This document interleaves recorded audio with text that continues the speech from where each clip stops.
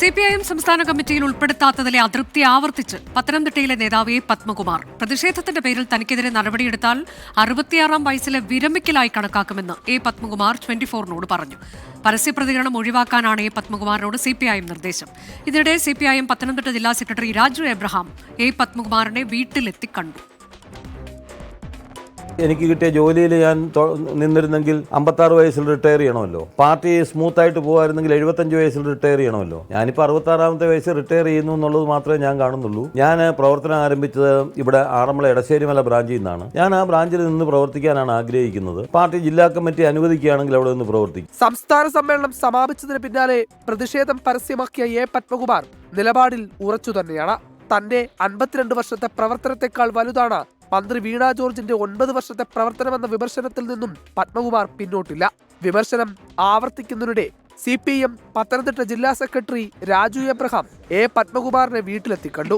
വിഷയം മറ്റന്നാൾ ജില്ലാ കമ്മിറ്റി ചർച്ച ചെയ്യുമെന്ന് കൂടിക്കാഴ്ചയ്ക്ക് ശേഷം ജില്ലാ സെക്രട്ടറി അദ്ദേഹം പറഞ്ഞ കാര്യങ്ങൾ അദ്ദേഹം ഫേസ്ബുക്ക് പോസ്റ്റ് പിൻവലിച്ചിട്ടുണ്ട്. ചില അഭിപ്രായങ്ങൾ വ്യക്തിപരമായിട്ട് അദ്ദേഹം രേഖപ്പെടുത്തിയിട്ടുണ്ട്.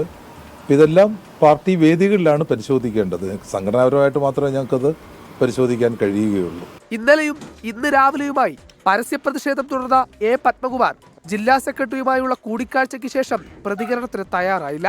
പരസ്യ പ്രതികരണം വേണ്ടെന്നാണ് CPIM നിർദ്ദേശം. ഇതിനിടെ പത്മകുമാറിനെ വിമർശിച്ചും വീണ ജോർജിനെ പുകഴ്ത്തിയും SNDP യോഗം ജനറൽ സെക്രട്ടറി വെള്ളാപ്പള്ളി നടേശൻ രംഗത്തെത്തി. പത്മകുമാർ ഒരിക്കലും അങ്ങനെ പറയാൻ പാടില്ല.